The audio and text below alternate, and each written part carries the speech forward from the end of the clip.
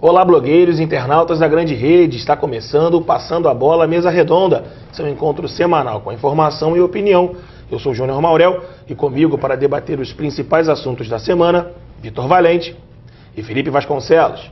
Sem perder tempo, vamos para os destaques do programa de hoje. Verdão seca e rivais tropeçam. Goiás goleia e volta para o G4. Grêmio bate em bêbado, goleia o Flu por 5-1. Mengão vence mais uma com o show de Pet e Adriano e a escolha do gol mais bonito e do craque da rodada.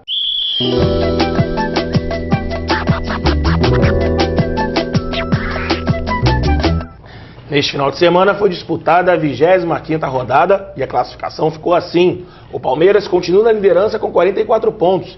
Em segundo, o São Paulo também com 44. Em terceiro, o Internacional com 43. Em quarto, Goiás com 42. Em 17º, abrindo o Z4, o Santo André tem 25. Mesma pontuação do Botafogo, 18º. Em 19º, o Sport, esse já caiu, tem 20. E em 20º, o Fluminense com 18. Esse também, adeus. Felipe, seus destaques. Vou falar, como o Maurel bem falou, o pessoal que está mais ali pro lado de cima da tabela, um pouquinho abaixo do Palmeiras. Dois times que golearam ontem. Em primeiro lugar, o Grêmio. Até uma situação curiosa, sexta-feira o Adilson, volante do Grêmio, falou antes do jogo que ganhar do Fluminense seria como bater em bêbado. O Luiz Alberto ficou meio pé da vida, respondeu e tudo mais. Realmente foi bater em bêbado, né?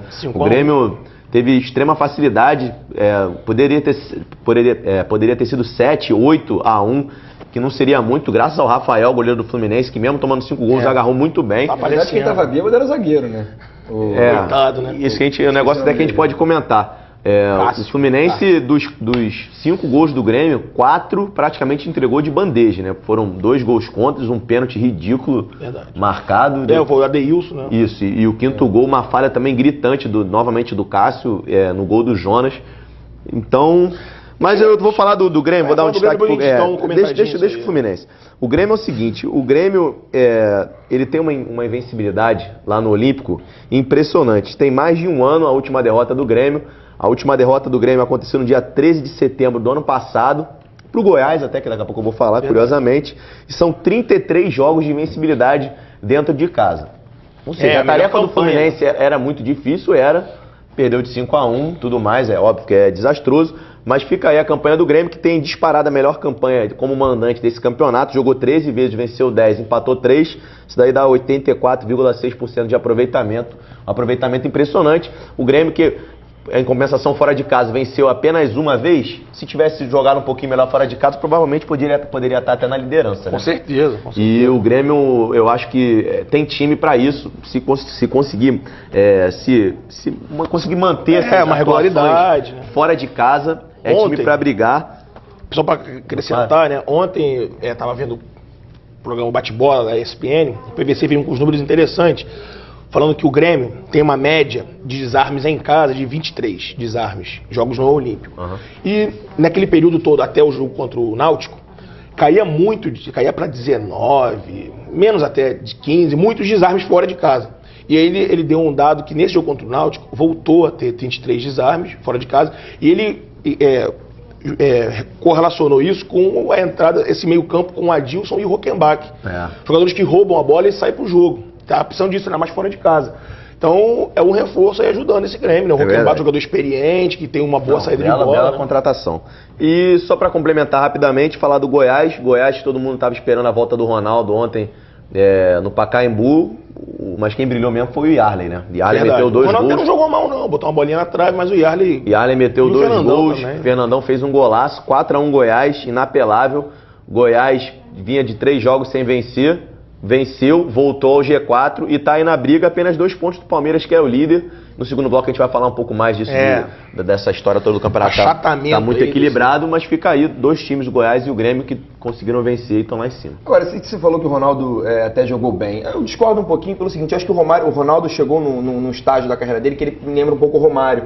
Ele precisa de 2, 3 bolas para decidir o jogo. No momento em que ele chega num jogo, ele tem 2, 3 bolas e não decide o jogo, ele passa a jogar mal. Então, quer dizer, ele é quase um 880. Ou ele joga bem... Ele chegou num nível que o nível dele de aproveitamento tem que ser pelo menos 80%. Exatamente, entendeu? É um passe, pelo menos, ou um gol, porque ele não participa mais ativamente. O próprio Souza jogaria bem ali como o Ronaldo jogou, mas o Ronaldo tem que fazer. O Ronaldo é culpado disso pela qualidade que a gente sabe que ele tem, que ele pode atuar. Claro, sem dúvida.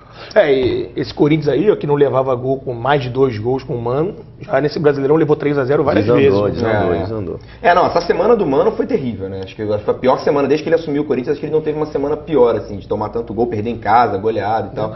Foi bem terrível. Mas enfim, seguindo aqui. Isso. Coisas curtas também, coisas rápidas, 2 jogos que me chamaram a atenção. Primeiro, o Internacional, que mais uma vez, como a gente já havia destacado em outras vezes, em outros programas, na verdade em outros programas desde o início do ano, desde o Campeonato Estadual, que a gente vem destacando isso, da Libertadores e da Copa do Brasil. Vem com aquele ranço da Copa do Brasil. Com aquele ranço de que parece que vai jogar bem, parece que vai destruir, parece que vai pegar todo mundo e na hora que vai, pum, tropeça. Então, quer dizer, o Inter mais uma vez perdeu a oportunidade de assumir a liderança do campeonato. Tudo bem que a missão não era fácil. Vitória está com um time desde o início do campeonato, também está com um time ajeitadinho, chegou a liderar, caiu muito, agora já está lá para 10º lugar, se não me engano. Não era uma missão tão fácil jogar dentro do Barradão. O Barradão, Vitória sabe também utilizar esse fator casa muito bem, mas o Inter, né, até pressionou no início e teve boas oportunidades. O Biafra fez uma grande atuação. Pegou muito. Agarrou muito, pegou muito. Mas aí no segundo tempo o Vitória voltou melhor em 2 lances isolados. Acabou conseguindo fazer o 2-0 e segurou o resultado com um time bem armado. O Mancini até que armou bem o time. A equipe soube jogar. Né? Leandro Domingues jogando muito bem, o Roger lá na frente, esse Beto Berola, Neto, isso. Ele tem que virar só Neto, né, se ele quiser vencer no futebol, porque o Berola é complicado. Não, mas é bom que diferenciam, porque o Neto vai ficar sempre com aquela... mas o Berola acho que com aquela comparação não, mas joga bem, bom jogador liso. Você falou do Vitória como mandante, só um dado que o Vitória tem a 3ª melhor campanha como mandante. Isso. É tradicional, o Vitória uma vez perdeu pro São Paulo. Transforma o Barradão num caldeirão. Sim, sem dúvida.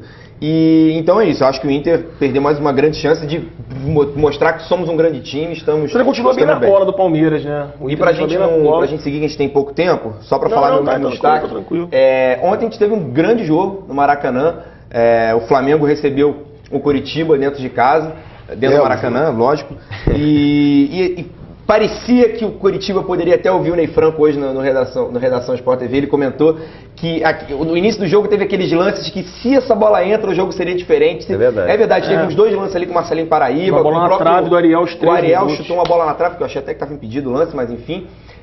Mas o Coritiba teve um início até interessante de jogo, mas o Flamengo soube dominar o meio de campo, o Flamengo soube se impor, a torcida mais uma vez fez diferença, os 50 mil que estavam lá no Maracanã ontem fizeram diferença, e aí contou com a genialidade de uma cobrança de falta perfeita do Pet, com um lance fantástico do Adriano, que a gente ainda vai comentar mais pro final, que também originou de um passe perfeito do Pet, e no final uma bomba do Willian já com o jogo decidido, mas enfim, esses dois fizeram a diferença. Marcelinho Paraíba, do outro lado, pra mim foi a grande exceção. Sentiu a pressão da galera. Sentiu a pressão, foi muito vaiado, a torcida pegou bastante no pé dele.